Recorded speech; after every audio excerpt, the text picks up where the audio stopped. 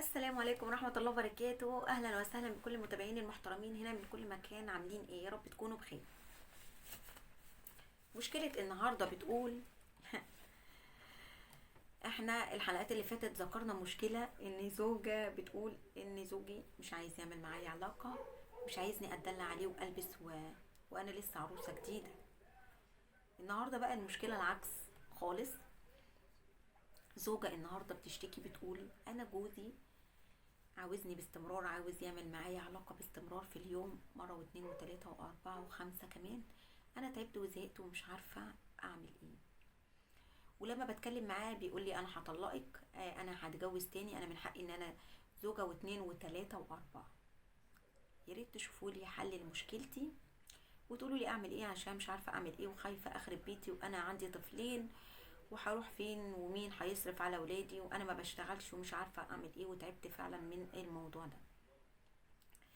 قبل ما نبدأ مشكلة النهاردة، من فضلكم كل الناس اللي بتشوفنا وبتسمعنا هنا على القناة تنزلوا وتصلوا على النبي في التعليقات. السيدة النهاردة أنا هقرأ لكم طبعا المشكلة من هنا علشان أشوف أكتر يعني. أنا زوجي كل يوم عاوزني وأنا بزهق، ما كنتش أعرف إن الجواز كده. متجوزة بقالي سنتين وهو عنده طاقة رهيبة. عاوزة رأيكم أعمل إيه وإزاي أرفض من غير ما يزعل، علشان بتحصل مشاكل بينا بسبب الموضوع ده. انا بحبه جدا وكمان ما اقدرش استغنى عنه، هو جوزي وحبيبي او ابو ولادي وعندي منه طفلين.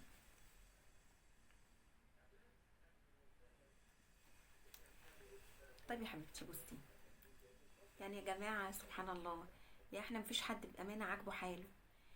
لا عاجبنا ان هو يبقى مش عاوز خالص، ولا عاجبنا ان هو يبقى عاوز على طول. بس برضو هنرجع ونقول خير الامور الوسط، يعني انت برضو ما تزهقهاش يعني.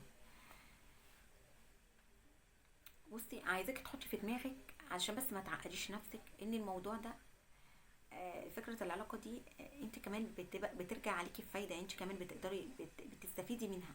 يعني مش هو بس اللي بيستفيد، انت كمان بتستفيدي، بتستمتعي، بتنبسطي، بتحسي بانوثتك. انت لازم تفكري بالطريقة اللي انا بقولها لك دي علشان تخففي على نفسك. بالنسبة بقى ان هو آه عنده طاقة اوفر، بيطلب اكتر من 4 5 مرات زي ما انت قلتي.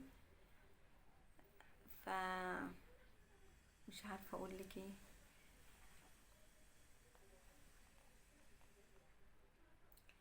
بس خليكي عارفة ان الراجل بيحب العلاقة اكتر من الست، يعني الست طلباتها للعلاقة اقل. الراجل بيبقى عنده رغبة اكتر، بيبقى عنده شغف اكتر وحب للعلاقة اكتر. ده في رجالة زي اللي معاكي ده اولى اولويات العلاقة، يعني مش مهم مراته تطبخ او تمسح او تنظف البيت او تهتم بالولاد، مش مهم كل ده، بس اول حاجة تهتم بالعلاقة. لما يقول لها اوكي تعالي تقول اوكي. ده يعني ده من الفئات اللي عندها العلاقة دي من أولى أولوياتها. بس عشان تبقي عارفة مش هو بس، في رجالة كتير كتير كتير كتير بالوضع ده.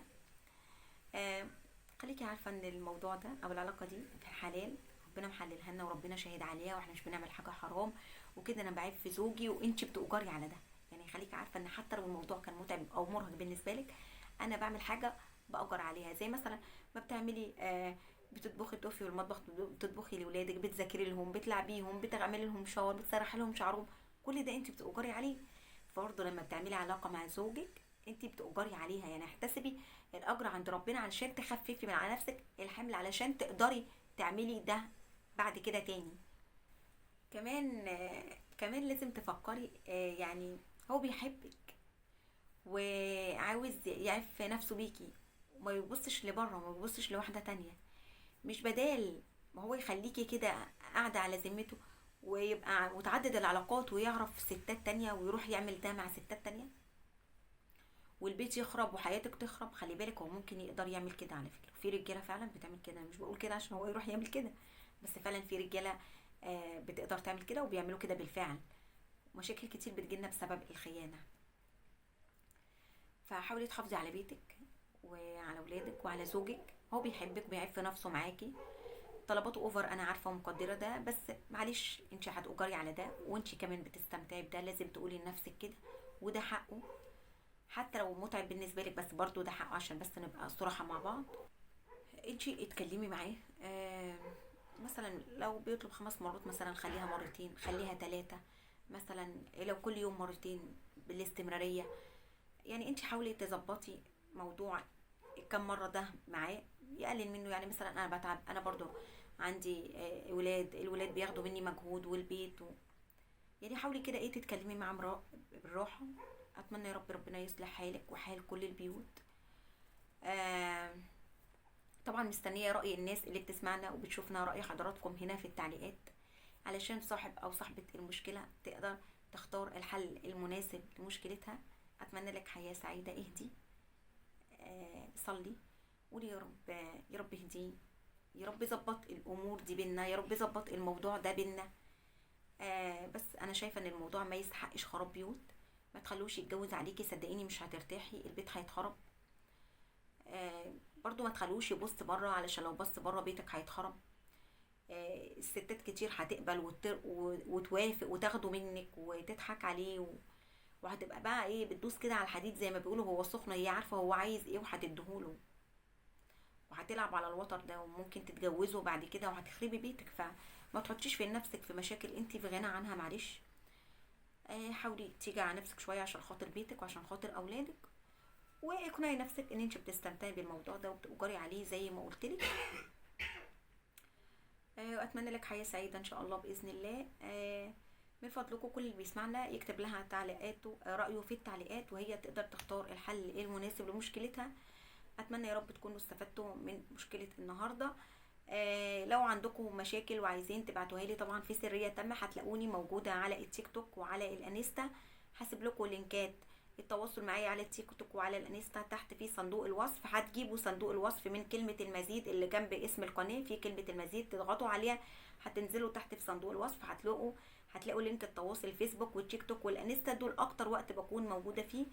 اكتبوا لي مشاكلكم، هسردها هنا على القناة بدون ذكر اسماء طبعا، زي ما انتم شايفين في سرية تامة. ان شاء الله باذن الله نقدر نلاقي حل يناسب لمشاكلكم. ما تنسوش يا جماعة تعملوا شير الناس اللي بتسمعنا وبتشوفنا هنا، عشان الكل يقدر يستفيد. انا هدفي من القناة ان كلنا نسمع المشاكل ونستفيد منها. في ناس ما بيكونش في بالها ان المشاكل دي بتحصل بالفعل، او المشاكل دي مش موجودة من اصله، لا دي موجودة وفعلا مشاكل واقعية من الحياة. بحبكم جدا في الله. اشوفكم فيديوهات تانية باذن الله، والسلام عليكم ورحمة الله وبركاته. باي باي.